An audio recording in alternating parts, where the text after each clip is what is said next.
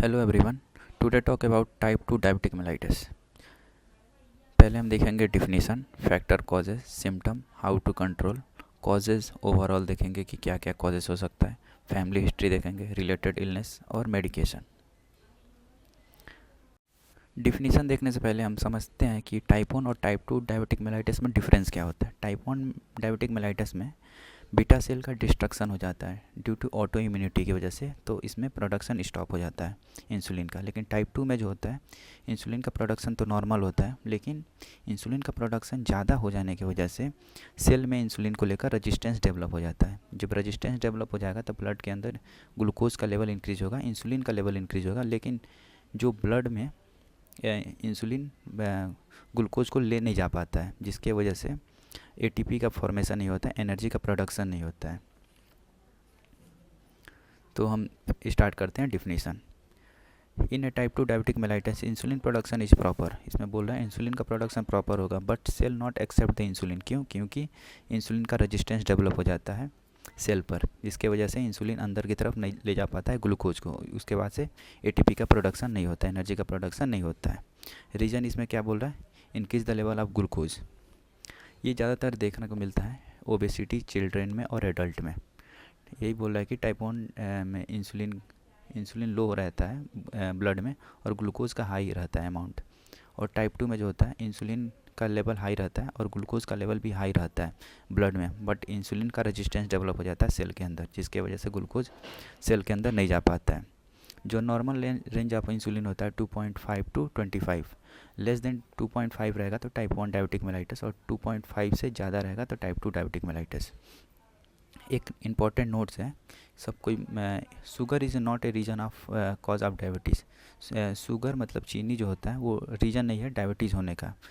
After diabetes होने के बाद डॉक्टर एडवाइस करता है कि शुगर लेना स्टॉप कर दो, क्योंकि जो decrease the insulin in blood, क्योंकि इसलिए बोला जाता है कि ब्लड के अंदर इंसुलिन का लेवल डिक्रीज़ हो जाए और जो रेजिस्टेंस डेवलप हुआ है सेल में इंसुलिन को लेकर उसका इफ़ेक्ट कम हो जाए। इसीलिए बोला जाता है शुगर होने के बाद, डायबिटीज़ होने के बाद शुगर नहीं लेना है।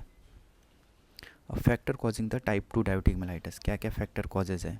इंसुलिन रेजिस्टेंस इंक्रीज हो गया है, increase the level of insulin in blood, increase the glucose production. लेकिन टाइप 2 डायबिटिक मेलाइटिस जो होता है एसिम्प्टोमेटिक होता है, और और सिम्टम में क्या क्या शो करेगा? मैक्सिमम जो होता है टाइप 2 डायबिटिक मेलाइटिस एसिम्प्टोमेटिक होता है, लेकिन सिम्टम में क्या क्या शो करेगा? Dry throat, increase the trust, excessive weight loss, frequent urination, delay in healing of skin, fungal infection frequently होते रहेगा, eye sight problem, nervousness hand and leg. Lab investigation हम क्या करेंगे? फास्टिंग शुगर टेस्ट करेंगे या post prandial sugar test करेंगे। मतलब इसमें जो होता है 2 आवर पहले अपन को ग्लूकोज लेना होता है, उसके बाद से जांच करना होता है। रैंडम शुगर टेस्ट करेंगे, HB1 टेस्ट करेंगे जो हमें बताएगा एवरेज 3 मंथ का sugar level. How to control type 2 diabetic mellitus, इसमें क्या है? Exercise, avoid high calorie food, take fibre rich vegetable, added vegetable to your diet, weight loss. क्या और भी ओवरऑल कॉजेज़ क्या हो सकता है टाइप 2 डायबिटीज़ का? Unhealthy life style, late night sleep, late dinner, overweight, sweet, less drink water, no exercise, stress and depression, drinking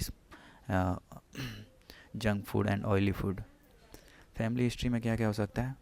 parents को या ब्रदर को या सिस्टर को तो बहुत ज़्यादा रिस्की है, या मदर प्रेग्नेंट है तो उसमें भी बहुत ज़्यादा रिस्की है।